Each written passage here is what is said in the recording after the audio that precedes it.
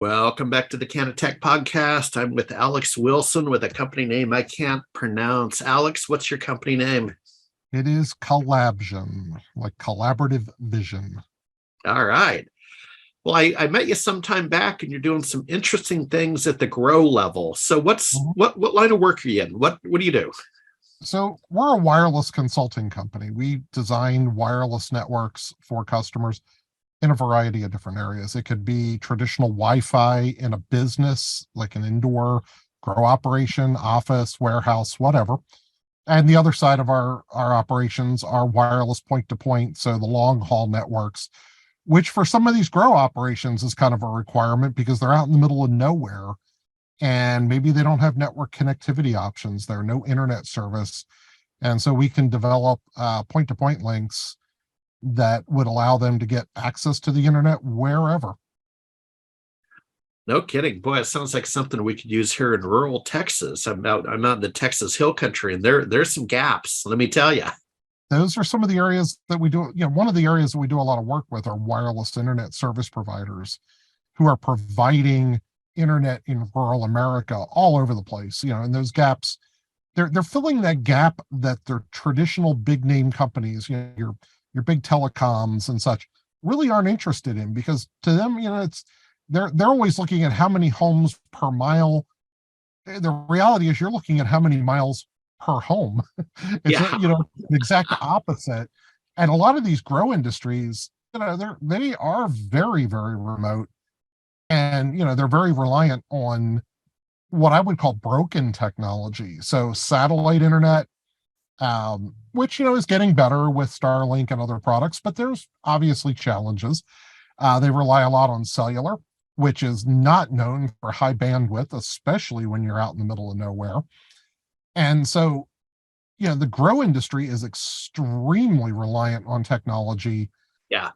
to monitor and to maintain that level of quality that is required to pass regulation.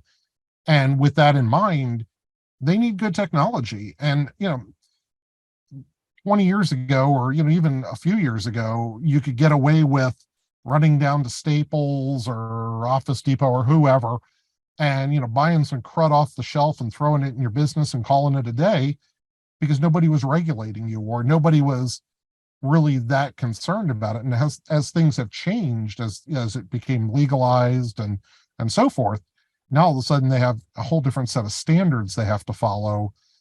And running down the street and getting your buddy to do the work for you and such doesn't cut it. And some of these bigger operations were discovering that it just wasn't working, and they weren't getting the signals.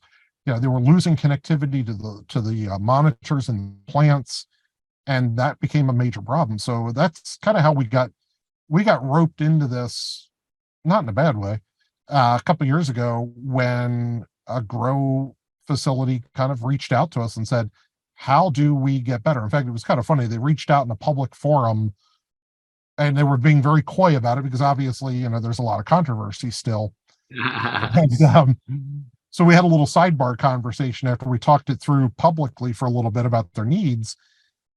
And their needs are no different than any other agricultural industry that is doing hydroponic, aquaponics, things like that.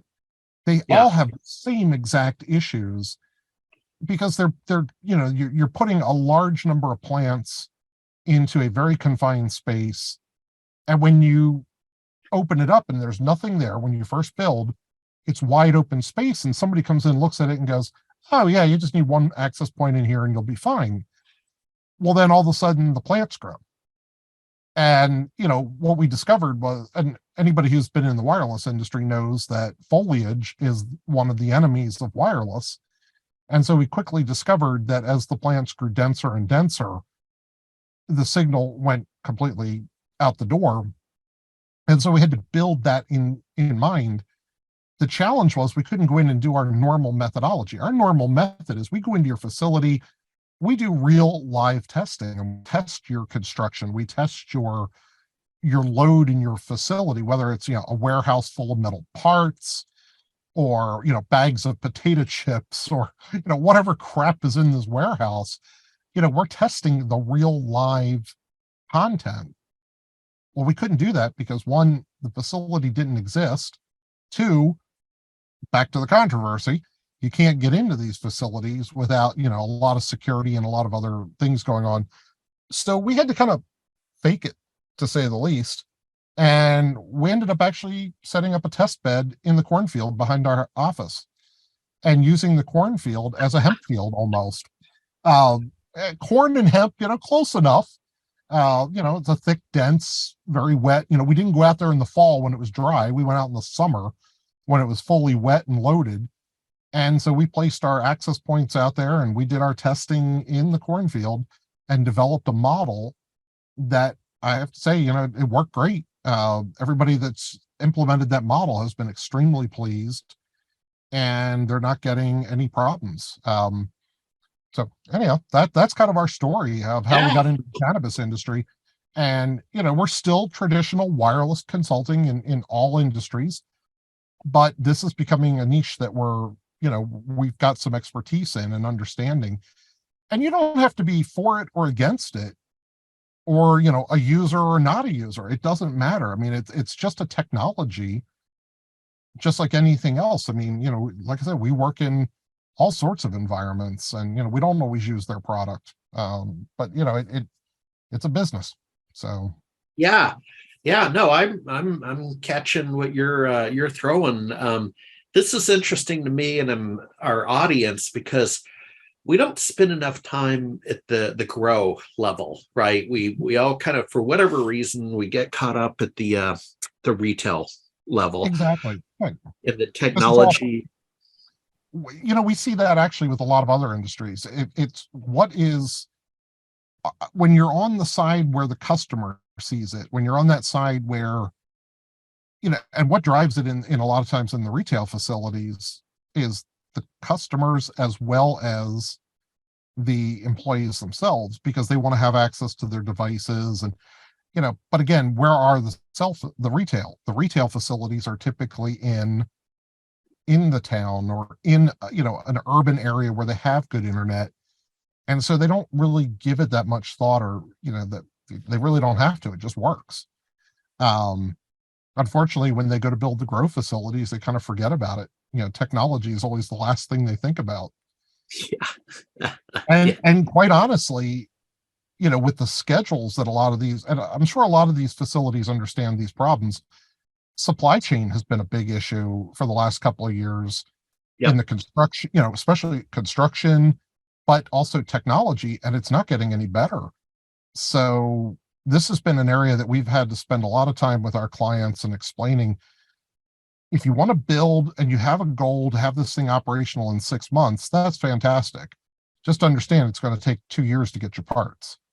So you need to start, maybe not 2 years, but we've had a lot of big customers who are purchasing from big names, technology from companies like Cisco and Aruba and Meraki, and they'll go to place their order today. They'll get a 4 to 6 month ETA. And then within a month or two, it suddenly is now a year. Yeah.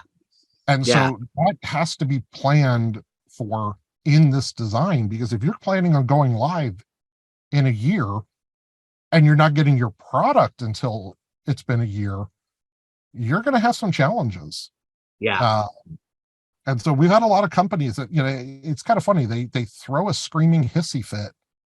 and it's hilarious to watch, a senior executive pound their fist on the desk and scream, "I want it now." And I'm like, fine, go to Office Depot or home, go down to the, local, I can't say Radio Shack anymore because they're gone, but, go to your local electronics store and buy a bunch off the shelf crap and prepare for it not to work. But that's all you're going to get right now. If you want good product, if you want good integration, it's not going to happen overnight. And I wouldn't be surprised to see the industry take the same direction that some other industries have gone, like the energy industry and others, where the feds start to dig their fingers into it more and start to mandate what types of technology, what levels of encryption and what levels of security. That's going to drive that commercial product over that consumer product, when it comes to technology. And I'm working with a client right now in the energy sector that's facing that, and their policies in the past have been very loosey goosey as to how they did things, and they bought one power plant that happens to glow in the dark, and that suddenly threw them into a whole different realm of regulation. But it applies to everything now, not just the nuclear power plant, but their entire operation. That kind of regulation is liable to hit the industry, Yeah. over time. And so they should start preparing for that mindset of being more in line with proper technology. Yeah. Cool. Well, I'll tell you what, final question.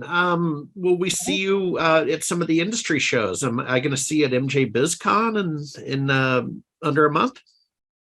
I am looking to get involved more in the industry that way. I haven't had a chance to, because we've been so busy trying to get caught up on projects with clients that have just had, they're just finally getting their parts now. And, Yeah. they're knocking on our door going, can we get this installed? We've been waiting for a year now. So yeah, we're trying to, we'd love to get involved more. It's an interesting industry. Yeah. All right, Alex. Well, thanks for your time. Again, Yeah. I leave the conversation richer with knowledge than I arrived. I appreciate you. Yeah, no problem. All right. Stay in touch. Take care. Have a great day. All right.